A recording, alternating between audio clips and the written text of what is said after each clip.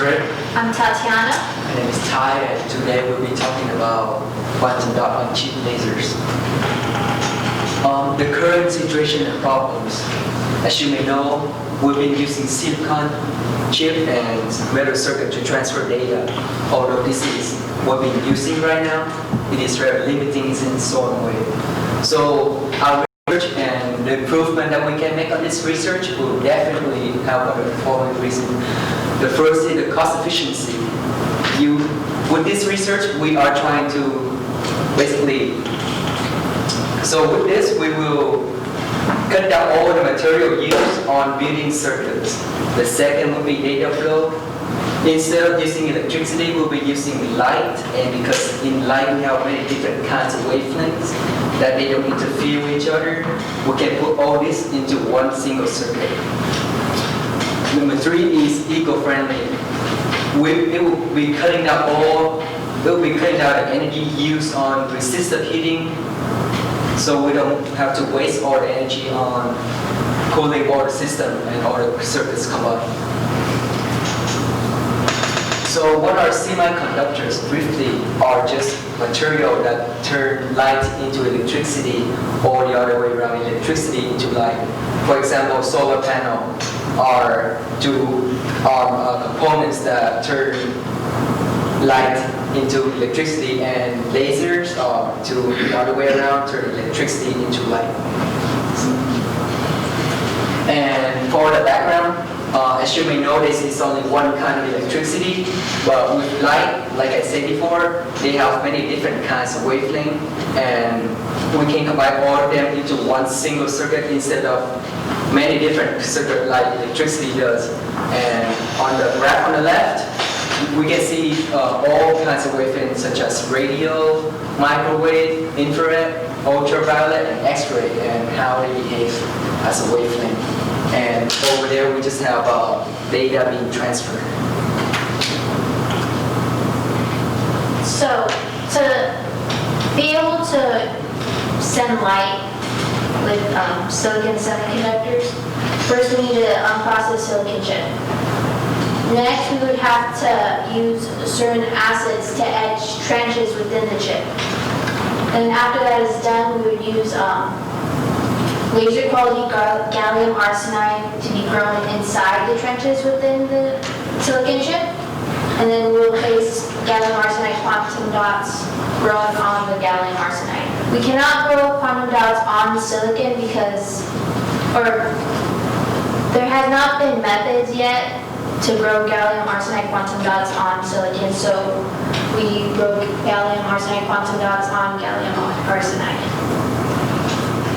So the first process of wet etching the chip needs to be done in a very clean and sterile environment with very few particles. So it's usually done in a clean room. And so this is our mentor.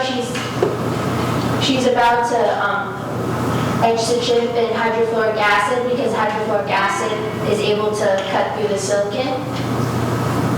But before that, she cleaned the chip with potassium hydroxide.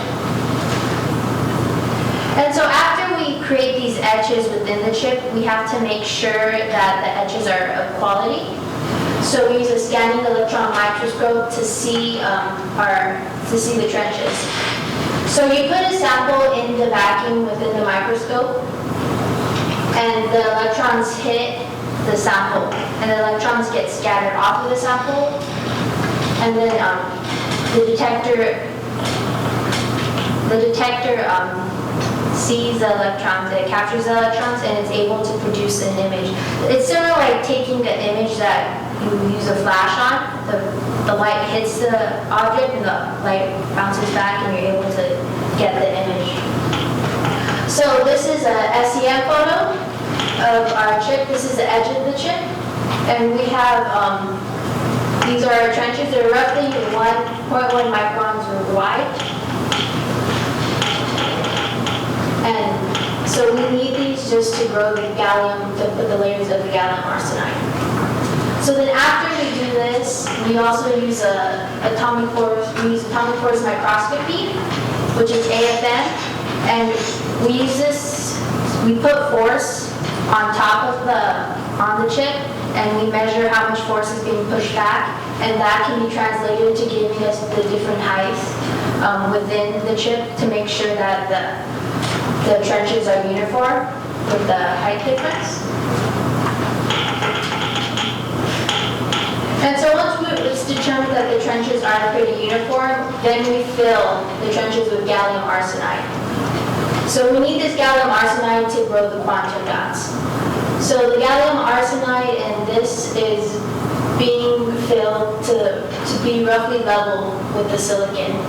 And they're trying to be grown at uniform rates.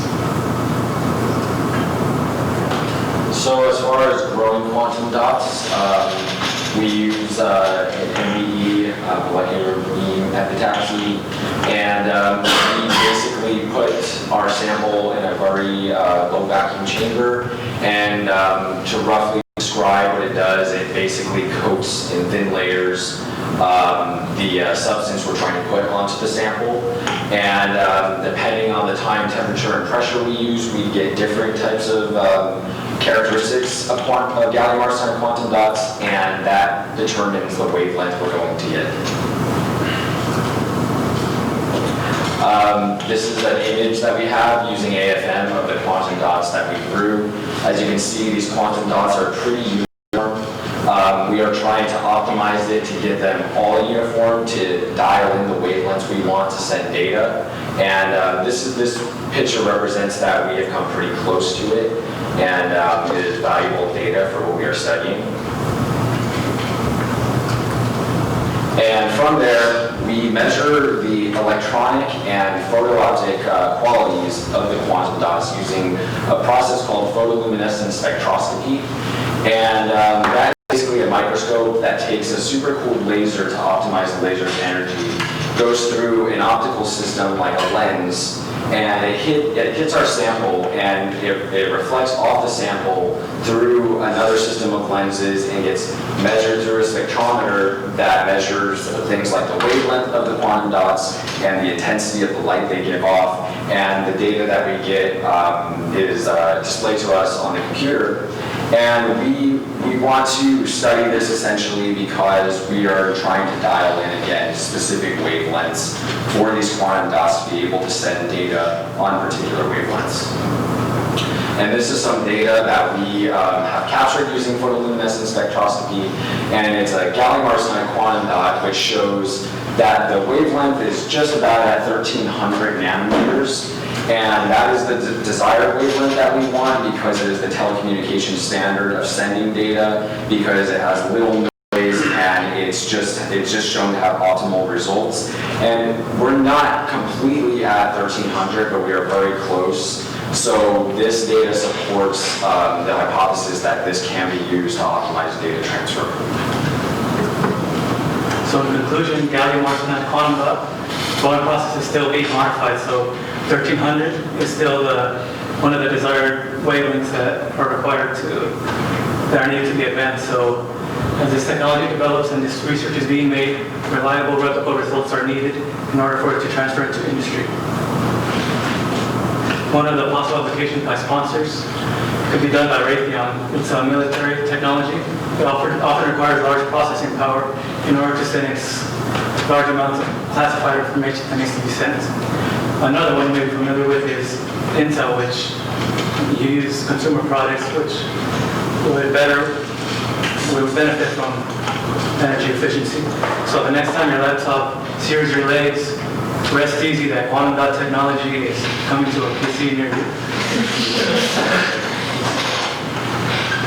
So we'd like to thank Jenny, Anchal, Ellie, Jens, Condor, and Photonics for sponsoring this, and anybody involved in making this happen. The caterers even, everybody. It was a wonderful experience. Thank you.